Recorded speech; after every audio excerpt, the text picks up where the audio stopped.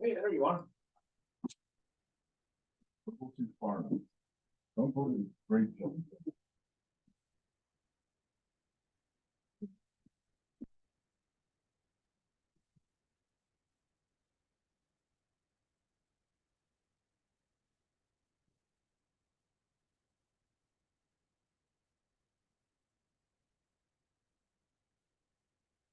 Okay, so we are running on this one.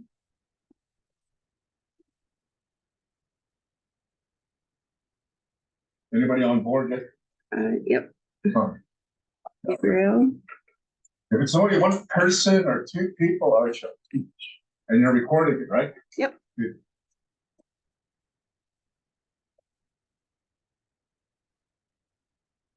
You don't have that spray, right? It's a I can whiteboard probably, spray. I can probably grab some spray.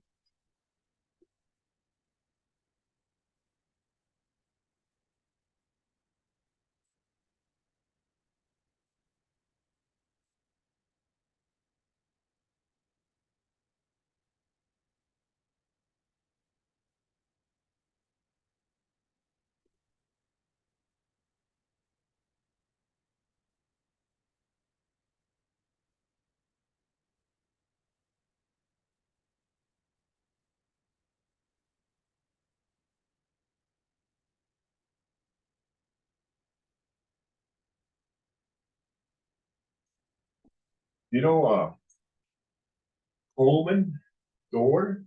Yep. His name? Yeah, he's my cousin. Huh? He's my cousin. Yeah, it's your cousin. I thought that Oh, really? years ago. Mhm. He's a cowboy. Okay? Yeah, he's got his own like stock. Got what? He's got his own stock. What is he? He's a stock contract. Yeah. Dad's Dion? Dion. Dion, yeah. No, I talked to him years ago at Safeway, probably way back in 2004. How old would he be now? I think he was turned 21. Oh. 21 now? Yeah. Because it was just like grade 1 or grade plus. Did he used to wear braids? Yep. He still does. Well, he's still not. Good for him. Okay, so we've got 2 people.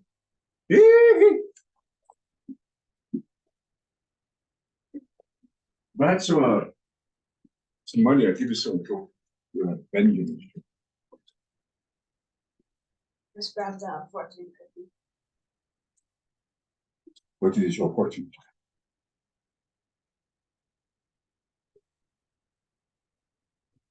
Zach says, okay, Matapi. Hey, how are you? Good. Okay. Who's that? Zach. Zach or Gabriel. Are you guys new to us? Gabriel and Zach. Zach was on the list. Okay, hey, all right.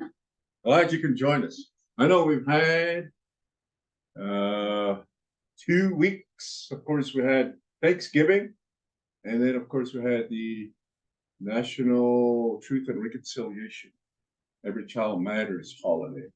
So we're back. But we're going to be back on Mondays again, just for this week only. We're going to do our class tonight, this Wednesday. So welcome, welcome, welcome. Welcome. Oh, and of course I have my son over there, and of course Sue's with us right here, and we've done now. I'm just trying to think, how many sessions have we done? Well, this is Joseph. Maybe 4. 4. This is our 5th one. This would be the 4th. 4th one. Yeah. Oh. So we're kind of early into our. Glad everybody can be back and join us tonight. We're going to start doing animals. Sue's got the animals up and running. I'm sure you've got a copy of them. And how we're going to go about the animals and that. Very, very important that we know these animals here because they're a very big part of our culture. We have names based on animals. We have the calendar moons based on animals. So they're very important to know, the animals that are indigenous. But we're gonna start working and knowing these non-indigenous animals that were brought over, into what we call our new world, right? And it will go into the animals that have antlers, rodents, waterfowl animals, animals with paws. Okay, so we'll go in that order now. But we're going to start off with animals that are not indigenous. They were brought here. Okay, so these animals are not of this world. I mean, they're from another world, but not of this area. They're non-indigenous in that, so we'll study those. And you'll know these, okay? Now, when I say they, I'm talking about, the Europeans, when they first started coming into the New World. Of course, they brought with them animals from their country or their land, their area, to start off a new life here, okay? In particular, we're going to talk about the Blackfoots here, right here. They say in 1740 or thereabouts in that year, I'm going to say from 1740 probably to about the 1750s, an animal came into this area by the Spaniards. Of course, they first brought them over and it's the horse. The horse, okay? And then the story has it like this. There was a group of a camp near the Red Deer area, in and around the Red Deer area. There was a camp that was there that one summer. And 4 individuals, I'm not gonna say if they're Gana, Sixgar, or Picani, they went on a quest. Okay, these 4 individuals, when they say they went on a quest to that, they probably went to go hunt coup, or they went to go on one of their adventures in that. And now the story has this how I heard the story in that. They went east, southeast into almost to the Dakotas, or they may have gone south into the area of the Nez Perce, okay? And they came across a camp with an animal that had no idea what they were, but obviously these animals were of some use in that, because the camp that they came across in that were, they had them all tied up and they were corralled somehow in that. And they must have said, well, these let's capture, not steal. Let's capture these animals and bring them back to our camp. So what they did is they let loose all these horses that were probably penned up. And then they probably knew that, let's try to ride these horses in that. So each of them must have jumped on one of the horses in that. And they let them loose, right? And when they did, they started chasing them west toward the Rockies and that, because that's, when you start to go west in that, when you hit the Rockies and that, that's Blackfoot country in that, right? When you start to see the Rockies, you start to see those areas. They started chasing them west. And as they were chasing them, they started going towards the Rockies, and they started chasing them north. And then eventually they were chasing them towards the encampment where there was a huge camp of the Blackfoots, 6 gates that we all did. And then the people in the camps and that, if you know the Red Deer area, it's, of course, there's meadows, but for the most part of that, there's still a bit of, plains there, right? And as they were looking towards, the horizon and that, they could see this huge cloud of dust coming from in an area they weren't familiar with. That can't be a huge thing of elk or deer, or like the buffaloes are kind of they're more east right now and that, but they're kind of really unfamiliar with this huge cloud of dust and that. As they were coming, and it kept coming and it kept coming, and I said, they were wondering, what's it? This dust seems to be getting closer and that. So obviously they're running this way. So the camp started getting ready and that. Maybe it's a herd of buffalo and that. Maybe we can kill a few. or if it's elk and that, right? And if you know that area, there's kind of rolling hills and valleys. The next thing they seen an animal that they have never ever seen before coming up on the horizon, and they'll go over the peaks or the hills, and that they started coming, and they chased them in there. Then they corralled them and that. And then, what kind of animal do we have here? We've never seen this animal before and that. So the four warriors, they went into the camp. They said, we captured these horses from either, the southeastern tribes, the Nez Perce or the Crows or somebody. They didn't really know. The story goes on and that, you start to figure, I don't know. But through the storybooks and, the literature that's been written, they said the Blackfoots acquired the horse from the Nez Perce. So I'm going to say that. So they came into this area. They knew that it was, wow, this is quite the animal. You can ride it. It's huge. It can be domesticated and that. So they had to give it a name, right? So that's how we are in that. We need to make sense of these new animals, the new people, new areas, and that we have to give definition. We see something, we give it a name, and now it's part of our lives, right? So they called this Bonacomita, okay?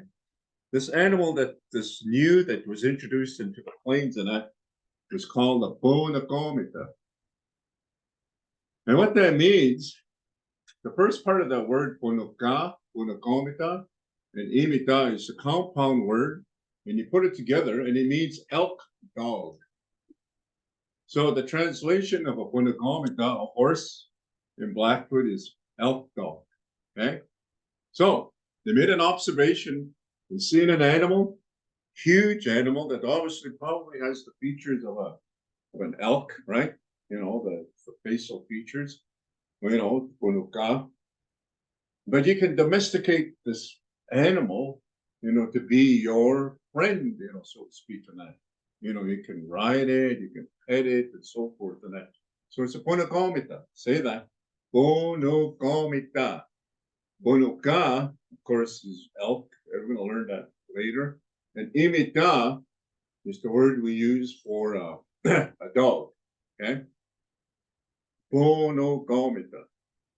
You say horse, but we call it elk dog.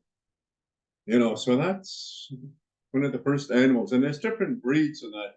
And we'll discuss those, later on in that. But there's different breeds of horses out there.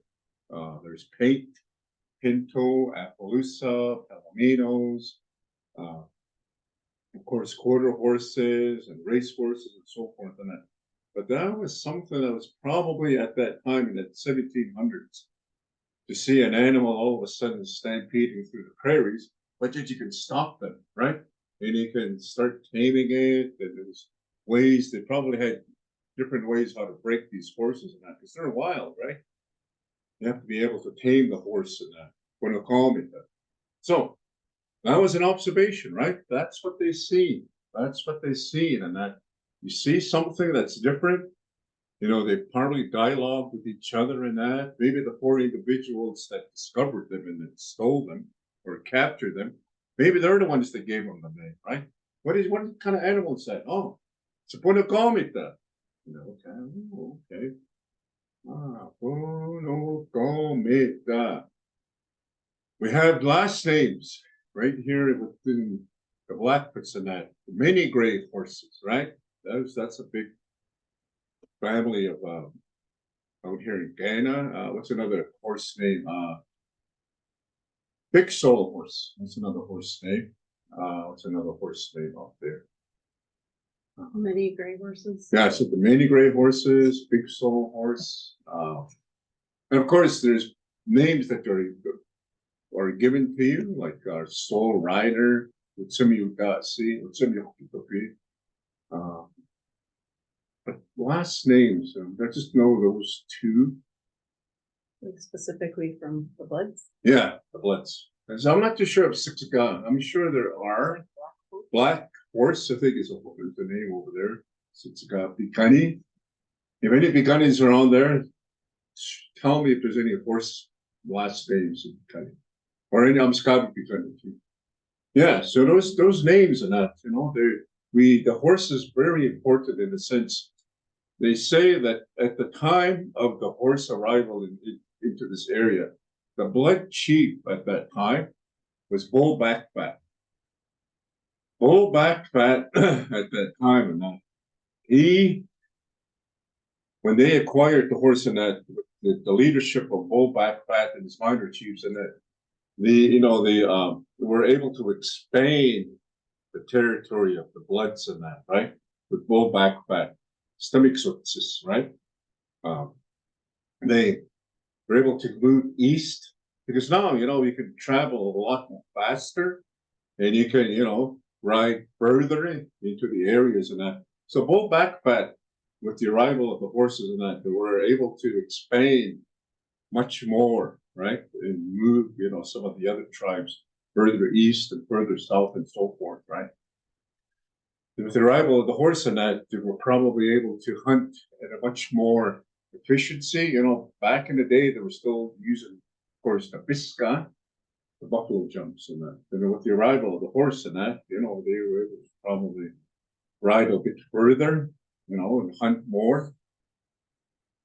So that was, if you look at that Bull Backfat, a lot of history, that our chiefs and that they trickled down from Bull Backfat. There was actually two Bull Backfats, right? And then of course the chiefs from seen from afar, Proud-Bearded Wolf, and Red Crow. They all have lineage, to Bull Backfat. But the horse, right? They were able to expand.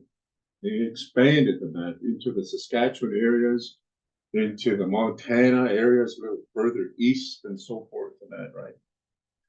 When you think about some of the areas and that, if you look down east and that, right, and they figure, the expanse of the Bloods and the Siksika and that, we went all the way to Regina, right? So all these towns of Moose Jaw, Swift Current, all those towns and that was all Blackfoot. It was all Blackfoot territory. Then they go north, all the way up to the South Saskatchewan River. That's Edmonton, right? So you're talking about towns from here. You start traveling Highway number 2, right? With the expansion of the horse, we're able to, expand, our territory past Red Deer, and they go to Lacombe, Hanoka, Wetaskiwin, all those towns. That was all 6 gates. That was all Blackfoots, right? I should bring a map. I don't know if I have one in mind, but the next time we'll show you a map. So to put a comment on that allowed us to expand, right? Big, huge territories in that. And our warriors and that, they're not fighting on foot anymore. They can start riding. When Lewis and Clark, when they first came here, one of the first people that they saw as they were coming to that were 4 or 3 warriors in that. And right off the bat, as they come up that hill in the river valley, and they see them, and as soon as those warriors see them, they just charged them on their horses. They weren't scared. They wanted to see what these people were in that. So they charged these and later on they learned, these guys are not people. So maybe we shouldn't because they have rifles, right? So they turned back around, but they later on went back, raped them and that's when they killed one of the warriors, Julius and Clark. And we're often wondering if something like that was ever to happen where there was a casualty or somebody gets killed within a party, they're gonna go back. And some of our local historians and that, they actually went to go see the Missouri River, right? Back in the 1700s and that, the Missouri River, there must have been a wide river in that they were, on boats and that. So just, the Blackfoot warriors are probably just riding along them, just unable to, do anything because of the wideness of the river. But anyways, Bonacomita, lots and lots of history. Names given. Okay, let's move on to another animal. Now this one here, I want to talk about It's very common. I think everybody has one, big, small, indoor, outdoor. And it's imita, a dog. You remember the word punagomita? The suffix of punagomita is the word imita. Okay? Imita is a dog. That's what we call all dogs that are here in that dog. The dogs that we have today, German Shepherds, the Chihuahuas, the Poodles, and so forth, they're all non-Indigenous. Every domesticated dog that's here in southern Alberta are non-Indigenous. Okay, there is no. They figured that in the days of the dog, okay, when you were traveling with Imitas and that, the dogs that the Blackfoots were using weren't the dogs that we have today, right? Up north, of course, they had the Siberian Huskies and that. They were able to probably acquire the Huskies somehow through that maybe through the trade routes. I don't know, but here in southern Alberta, the imitas that were used were actually coyotes. Okay, the coyotes were our imitas. How the word imita came about is this. Okay, a coyote is still a wild animal. Okay, it's wild in the sense that it's not a domesticated dog right off the bat. So in order for you to acquire an imita, you would have to first find a den, okay? Probably in the springtime. And then you would find a den. And then while they're still puppies, in a sense, they're still small with their eyes closed, because all dogs are born with their eyes closed and that, right? So you grab 2 or 3 of the puppies from the coyote and you bring it home, back to your camp. And then you would talk to it, right? You domesticate it and that. You start feeding it and that. And it needs you for its subsistence and that. You have to feed it, right? You would have to give it water. And then you would have to feed it some more in that, right? It needs you so that, so that it'll survive in that. So, but then that's your imita in that, right? It's still a coyote, right? And as it grows up, it's going to open its eyes. So the first thing it's going to see is not its mother, but you, right? You yourself and that, who's ever, whoever brought that coyote home and that.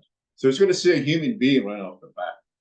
So the little puppy, the coyote puppy, is going to see humans, and it's going to be domesticated. It's not going to be a wild animal anymore, right?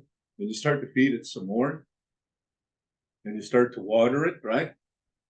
When it becomes domesticated, the wolf, the coyote has become an imita.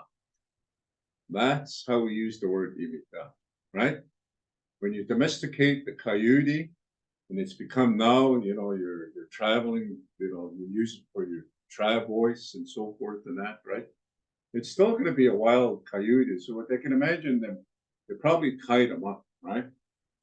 They probably tied them up in that, and they're so they won't run away in that. Because it's probably a pack of coyotes will come and say, that sounds familiar. That's my, so they might run away.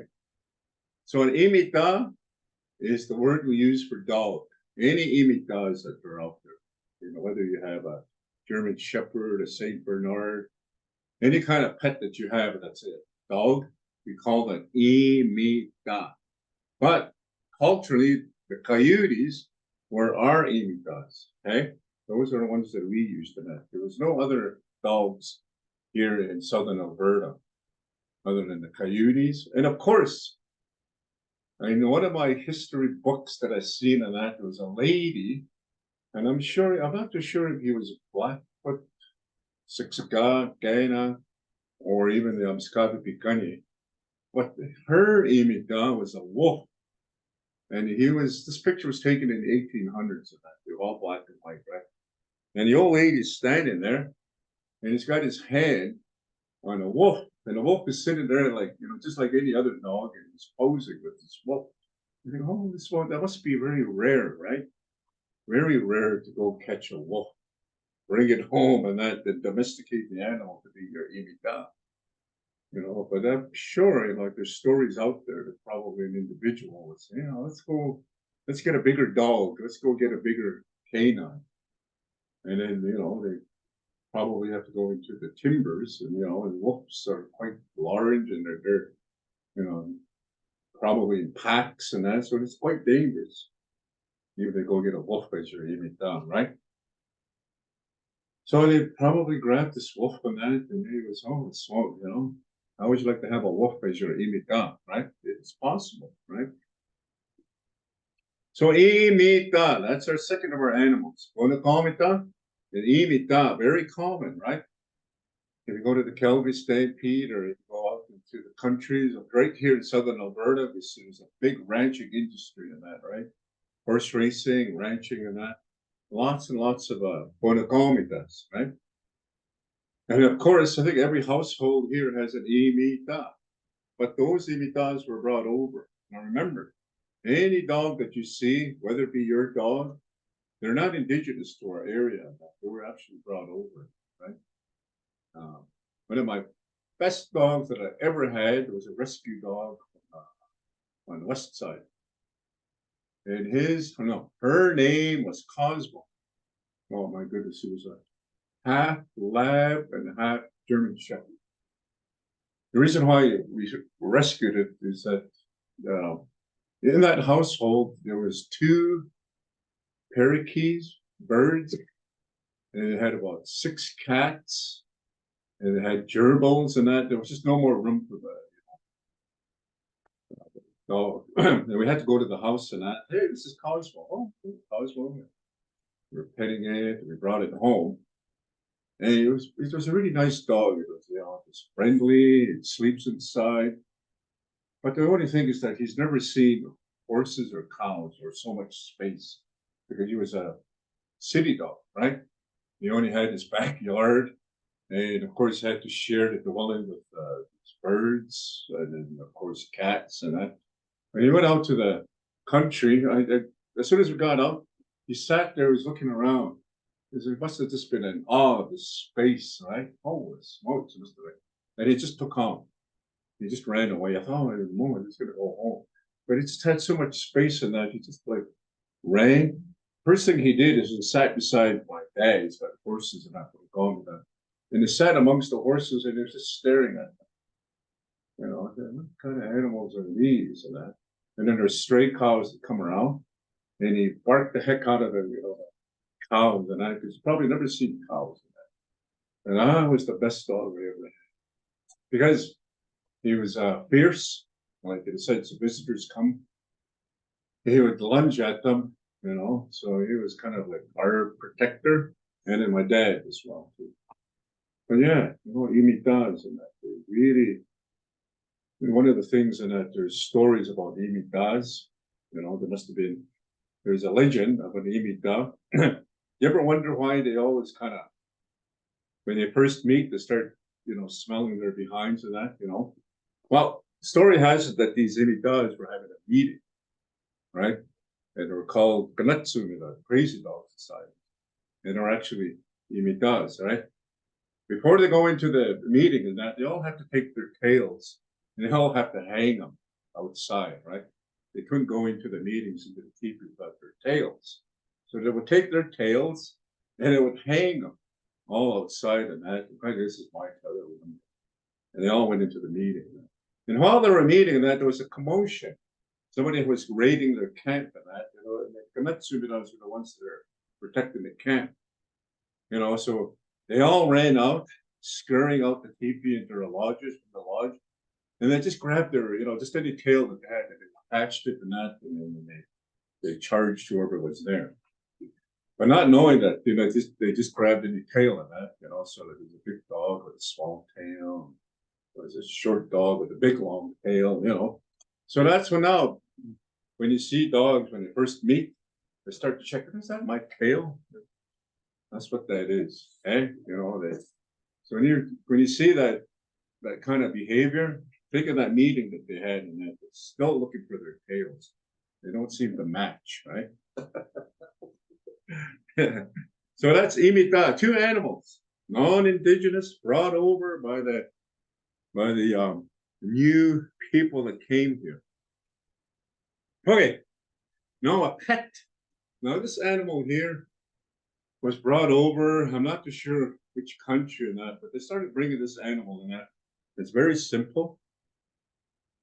And they call it the boss. Okay? Boss. Very simple word, boss. And if you go like this, put your hand in front of your belly and pet it like that. Kind of starts to purr, right? Breathes and purrs and that. What we're describing the boss is that behavior, right? That purring inside and that. They seem to make this noise coming from their throats or from the inside. And every time you pet it more and that, they seem to purr more and they arch their backs and so forth. And we call that boss. Okay. Now the origin of the boss, probably, I don't know. Europe, I'm not too sure if it's a European animal or if it was brought over by the Egyptians or so forth and that. But did you know that the boss is responsible for the decline of some of our indigenous birds right here? You know, some of our indigenous birds, the Nepomakis, they're killing them by the thousands. They're really depleting some of our little birds and that, the boss, right? Now, I heard this, I'm not too sure if this is true. In Australia, when they introduced the boss over there, the boss have killed, almost depleted their indigenous bird in that. It's a little bird in that, by the millions. And they're almost saying now that they can't have cats. They're almost outlawing having cats in that area because they're just totally depleting some of that, the bird population in that. I had a boss. I love a boss in that because we have what we call mice in our areas and that. Awesome micer, but also too it kind of kills some of our birds because we need our bird population as well too. And that it kind of for the ecosystems and that it kills off the bugs, right? Grasshoppers and so forth and that. So we need the birds and that. But with the boss starts depleting those birds. And I gotta tell you, our cat was probably killing a bird a week or two birds a week in that. Our chickadees, right? Even our magpies, the streetbeaks, like our magpies. Yeah, so boss, 3 non-indigenous animals, very common, right? Unagomita, imita, and bus, right? Very, very common. Introduced into our home. Okay. Now, we are going to get into some of the animals that you and I eat all the time. Okay. And of course, the indigenous people, the Siksika, the Gani, Skapi, Gani, and the Gaina. Yeah. Go ahead. Drink this one. That was mine. Well, there's some new ones right there. Yeah, just grab it. That could be mine back. Okay, so you and I, all indigenous people right here, all the Blackfoots, the Siksika, and we all ate an animal in that for us. We just relied on this animal constantly for our food, our shelter, and our clothing, right? But as they were disappearing, of course, almost near extinction and that, and with the new people coming to this area, we had to change our system, right? We were now placed on reserves and that, and it opened up this area for the settlers and newcomers to come and establish homes, homesteaders, right? Colonists. So they started coming, but with them in that, they started knowing that, this is a wide country with lots and lots of grassland now. So with them, they brought their animals, right? And this is one of the animals that we now eat. And we call this animal Apwatskina. Okay? And Apwatskina means white horns right here. So the first Apwatskina in here was probably the red Angus, with the white horns. So we see this animal. We are now replaced our diet, which was once the buffalo ini, to this animal now. But skinner. And I started teaching, the locals how to be ranchers. And some of them, they adapted quite well into becoming ranchers and raising the Aputskinna, within the confines of our res there, pastures and so forth and that. They were able to, start raising their own Aputskinnas, because now we have this animal to help us out, right? The Punagomita, they go kind of hand in hand. If you're going to raise Aputskinnas, you need, of course, the Punagomita, And then we started having cowboys, and they started riding, and then they started rodeoing, and started raising the Aputskinna, which is now part of our diet, right? We adapted probably quite well from the ini to the Aputskinna. But the ini, with the buffalo, they ate the brain, they ate the heart, and they ate the, the liver, the kidneys raw, right? That was off the, the ini. And I'm not too sure if they can eat, the same organs off the Aputskinna on that. It's much different. Like the meat's probably different, right? And their diet is quite different now because it's no longer the grass and that, it's all feedlot. So I don't know if you can actually eat the kidney raw, or you can eat the liver raw, even the heart, they're saying. But those are eaten right on the spot. So the moment you kill the ini, open it up, grab its heart, or the kidney, and just start eating it right there. Pass it around, But I doubt they can eat this. We're actually having a buffalo harvest on Saturday. Who is? Here. You guys? Hey, did you hear that? Sue, announce that. We're having a buffalo harvest on Saturday. And where's it going to be at? Near Thunder Chief. Thunder Chief. If y'all know where Thunder Chief's, that's on off 509 at the valley there. And they're going to have a buffalo, one buffalo, right? Yep. Yeah. Yeah, if you're available on Saturday, go check it out. It's going to be right down here, Thunder Chief. I bet you it's going to be is it our buffalo, those ones that are in that pasture, or? I'm not sure. Tim Brewstead is going to be. Oh, Tim Brewstead. Let's go check it out. It might be Saturday. I got to go to the wedding, but yeah, so now that, they probably take some pictures, see if they eat the heart. I think they will. Yeah. They do a traditional ceremony. Yeah, the ceremony. If they'll eat the heart, the kidney, and even the liver raw.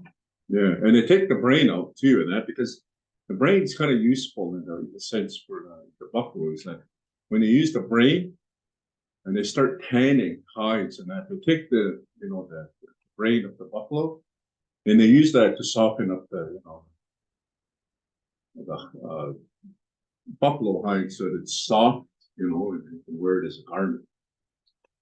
Yeah, very important. I guess every part of the buffalo's used in that. I read somewhere that there's over 1,000 ways you can use the buffalo. Back in the day, if you tell me now and say, oh, you know what? I don't have no idea. I wouldn't even know how to, well, probably know how to skin it, cut up the meat and so forth and that. That's from the hunting days of old, the deer and the elk and that. The buffalo is probably different, right? It's a different kind of hide, thick. So, Aputskinna, 3 animals, eh? Very common. One of them is our daily diet, probably if you eat hamburger, Aputskinna. If you like steak, the Aputskinna. If you like ribs, the Aputskinna. Everything that we eat today is Aputskinna. If you wear Nike shoes, the leather, right? That's from the Aputskinna. And if you wear a belt that's made out of leather, more than likely it's from the Aputskinna. If you're a cowboy and you like to wear boots, that's probably from the Aputskinna. Everything that we have in that, if you want leather, is from the Aputskinna, right? And if you like hot dogs, anything that's a waste, They put them in there and they kind of grind it all together and they make a hot dog. That's from the output skin, the stuff they don't use and that they just grind it all up and they make a hot dog. So output skin, very important, right in here in Lethbridge, they call it Feedlot Alley. They figure there's more cows in this area right here, along with other animals. We're going to get into that, and then all of the city of New York, right here, real big hub. Feedlots after feedlots after feedlots, all the way down to right there, right? Yeah. Lots and lots of output skin. Okay, so that's Bonacomita, say it. If you keep saying Bonacomita and that picture in your head, the horse, but think of elk dog, right? That's the name that was given to them. Okay, Imita. Think of the PC, which is the coyote. Those were our imitas. A boss, right? An animal that's very good with mice and that, but also too, it's depleting our indigenous bird population. And a fourth of them is the Aputskin, white horns, moo, right? Aputskin, 4 non-indigenous animals. Okay, now those of you who love to eat eggs in the morning, and if you don't have high cholesterol, eat away. Nitawaki. It's a non-indigenous bird, a flightless bird that was introduced here. Of course, if you live in a farm, you have your horses and your ranch, and you got your Aputskina, and some of them brought this animal, a bird. Nitawaki. Nitawaki means only women, okay? Only female. So, he made an observation. Probably a person went to go visit a farm that had chickens, right? And he was looking around and that all the chickens all looked the same, right? He couldn't really distinguish which one was male.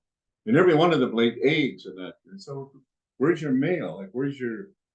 So we call them, well, they're all women. Connect the what? So that's what the name is. All women, all girls. Neat the what? And that's the word we use for a chicken. So if you can imagine, what kind of a bird is that running around? Does it fly? Oh no. Oh, okay. What does it do? It lays eggs, eat it, and that, Another common, right? Very popular food that we could eat. You go to any corner here, you get your Mary Brown's, KFC, Chester Fried Chicken, lots of places. And of course, if you go into the restaurants, you can have chicken wings, right? Or buffalo wings and that. Very popular. Nitawaki, right? Very big part of our diets, right? So let's go through them. Onakomita, imita, bos, aputskina, and this one here is a nitawaki. It doesn't fly, okay? Now think, only women. That was the name that was given to them by our observers, the speakers of the language back then. So who knows what year they came, but that was the name. Nitawaki. Okay, I'm just going to go one more animal, then we're going to... Any questions?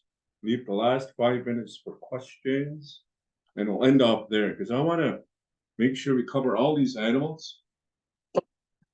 So this one here, the last of our non-indigenous animals. If you had bacon this morning, well, it's an axini, a very big part of our diet in our mornings. If you like sausages, it's probably from an axini, pork sausage, right? Axini. What that means, axini, is it eats anything. A very dirty animal. It seems to be happy, when it makes a noise. Well, it grunts, right? But it seems to be happy in that it's muddy, and you give it something, and they'll just eat it right off the mud, right? Axini. A very happy animal that just literally eats anything. You give it something, and then eat it, and they just be happy in the mud. And boy, the stink in their pens, eh? You can imagine. So, how many animals are there that we did? Sue, you got any announcements you wanna? Okay, let's go through them really quick. Our first of our animals is, of course, Bonogomita. Say that. Bonogomita. Bonogomita. Bonogomita. Bonogomita. Okay? And we'll do this one here. Stick with the ranch. Putskina. Putskina. Putskina. Putskina. And we're still at the farm. Mr. Delaney's farm here. And Nitawaki. Nitawaki. Nitawaki. Nitawaki. Nitawaki. And we're still at Old McDonald's farm, or in this case, Mr. Delaney's farm. And on this farm, he had an eggs and eggs and eggs and eggs and look at that happy animal, eh? And of course, imita. Look at that imita, okay? Our imitas, of course, were the coyotes, right? Imita, imita, imita, imita. And our pet is a puss. Lots and lots of puss. You drive anywhere in the alleys and that, you'll see several of them just hanging around being alley cats. O'Malley the cat. So those are our non-indigenous. Of course, there are others. One particular one there, I know there's lots of them in my neck of the woods. It's the pheasant. The pheasant. It's a non-indigenous bird. Okay, and when we get into the birds and that, we'll name that pheasant. Right? It doesn't have a name because it's non-indigenous. Right? All the other animals have names. Pigeon. We have doves, but the pigeons were an animal that was brought over, I guess, too. The pigeon. What's another animal that's known? Of course, donkeys. Donkeys and mules, non-indigenous, but we used especially the mules were very instrumental when we first started living in households and that. Our travel, we didn't have vehicles, so we started using the mules to travel around in their buggies, right? Another non-indigenous animal there was brought over. I'm trying to think. Hey, it's sheep. The sheep. It's kind of a hard word to use in that, but the sheep, of course, if you weren't cotton, that's where it came from, the sheep, non-indigenous. So they wanted to bring their industries and establish right here in our homeland. They brought with them their animals so that they can live, raise cattle and raise horses, raise sheep and that, and provide, eggs for our groceries, and bacon for our groceries, steaks and so forth and that, right? Huge industry. So let's end off that. You want to get about 5 minutes? Any questions? We're going to get back to our regular schedule next week, Sue, which is going to be Monday. Okay. Just for this week, I know we had we had an emergency use of this room that we have right here and that, so we were unable to use this Monday. But yeah, of course, we didn't want to skip our class and that, so we said Wednesday. But we're going to go back to our Monday. Zach and Gabriel, we're going to be back Monday. And hopefully everybody else will join us. But glad you can join us. Boy, oh boy, it's nothing like having Blackfoot on midweek, eh? Going into the weekend. And of course, we had our Thanksgiving. Now understand, the days of the week, the months that we adopted in that, we had our own month calendars and that. It was based on these animals and that. You're going to come to understand why we need to know these animals. because they're a part of our months, a very huge part of the months that we have. And they're not, but we call them moons, our calendar moons and that. And this month of October and that, we had one day where we say it was Thanksgiving. So when I started introducing these special days and the calendars and that, as Indigenous people, we had to start following this new system, right? We started westernizing our thoughts. We started adapting these days of the week and the months. And of course, we celebrate just like everybody else, the Thanksgiving. So in order for us to really understand, what is Thanksgiving, that we make those observations, what is happening, during that time and that, what was significant about Thanksgiving and that. So to make those observations and that, start to see, oh, it's a meal. But the main course of the meal is the turkey, right? The central part of your meal is the turkey. So they call Thanksgiving, Big Bird Day, right? And then that's what we call that, Big Bird Day. So we have to start giving names to these special occasions. So we have to start making words according to what is significant in those calendars, those special days. Your birthday, New Year's, of course, Christmas is coming up, Remembrance Day is coming up in November. So we have to make and create new vocabulary so that we can, we can make those definitions, because it's part of our world now, right? As speakers and that's why we have Blackfoot Language Symposiums, so that all the speakers can get together. They just recently had one Monday, Tuesday, right here in Lethbridge. All the 4 tribes, the speakers would come together, and they would dialogue as speakers. And okay, what's happening in that? What are some of the new technologies, some of the new ideas that are happening in that? We need to create and coin new vocabulary, right? Ever expanding, right? Because the language of old, before contact, that language was very sophisticated, very complex, the society and that, because we need 3 things to survive in that. So that language dictated, the community. It made the community work together, because we need to eat, right? They need to work together. We need clothing. They need to work together, and that, so we could have lodges and that, because the winters here are quite harsh and that. That was the language of old, but they moved into the more modern, right? The Industrial Revolution, and that suddenly we have vehicles that are flying, right? We have telephones, we have television, and so forth. And that the language has to adapt and keep up with these new technologies, new ideologies, new ideas. So, that's I'll end off there at 7:30. Sue, thank you. We're going to be back here next Monday. Signing off. Thank you for joining us, Zach. You got any questions? Gabriel, any questions? If you don't have any, just keep them and we'll. No questions. Thank you so much, though. Okay, yeah. And Zach. Yeah, I got a question. Okay. I also heard that this is the first time I heard that like Imita was spawned off the relationship between the coyote and the black people, because I always was with the wolves. Like, were wolves like an inspiration for Imita? Did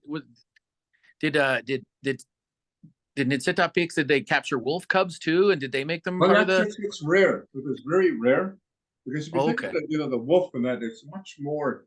I would say it'd be more hard to domesticate a wolf as opposed to a coyote. It's just much smaller. But again, it's very rare. If you go down over here into the Port Hookup, and if you go through the exhibits and that, they say, okay, these are the dog days. And you look down, and it's a coyote, right? So we didn't have those dogs, and maybe other tribes may have had dogs that they bred, but all dogs right here, any canines that we had were BC. Oh, BC. Right? Only when you domesticate, when you have a relationship with that BC, the wolf or the coyote, more likely the coyote, then it becomes an imita. That's the word.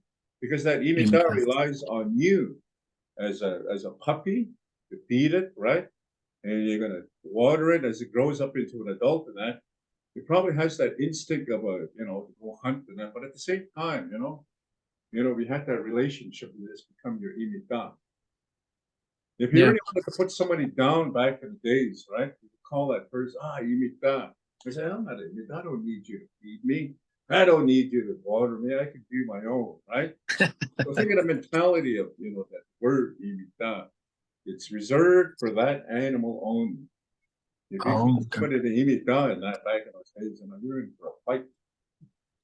Imitaski, yeah. Imiteski. I heard that one too. Yeah. Dogfish, right? Imitaski is a modern word because most dogs, they have to be brought to obedience school, right?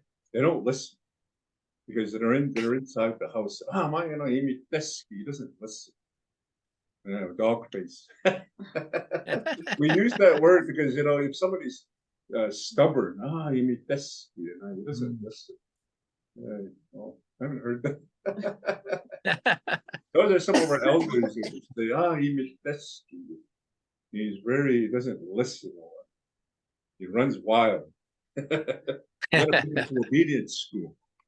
But the word imita now it's a widely used word for any kind of dog, any breed. Okay? But culturally, back in the day, the imita was when you domesticated the coyote, then it becomes an imita. Then you use that word imita. Okay? It's still not BC, but it's an imita. Now, other cultures,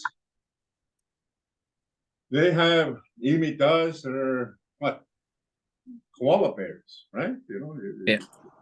If you could domesticate a koala bear, imita, he's an imita now, right? Yeah.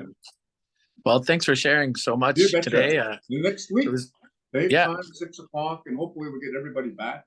Yeah. We've had several that probably couldn't join us today because hockey started. Our hockey season started.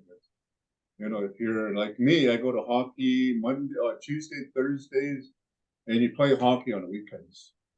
Okay. Saturday, Sunday. So that's my schedule. That's why we chose Wednesday. Tomorrow, hockey practice. Saturday, hockey practice. Hockey, and never get a time for me. I want to start burning. Anyways, thank you for joining us, Gabriel and Zach, and we'll see you Monday. We're going to continue with animals with our canines. Okay, and hopefully we'll go into animals with paws, antlers, so forth. Rodents. Very important. We know these animals are going to be our calendar moons, and you'll begin to understand why animals are so important. Names. We use them for names. Hello there, little one. Hi. Amo, he waved at you. He did. Yeah. She was saying bye. Oh, bye-bye. We don't have words for bye. In Blackfoot, we don't have words for goodbye. We'll see you later. See you later. Yeah. See you later. That's it. Signing G'day, off. Getamatsun. Getamatsun, yes. Getamatsun. Hey, Hey. Sugapi. Sugapi. Sugapi. Yeah, you gotta do this. Sugapi. You do it?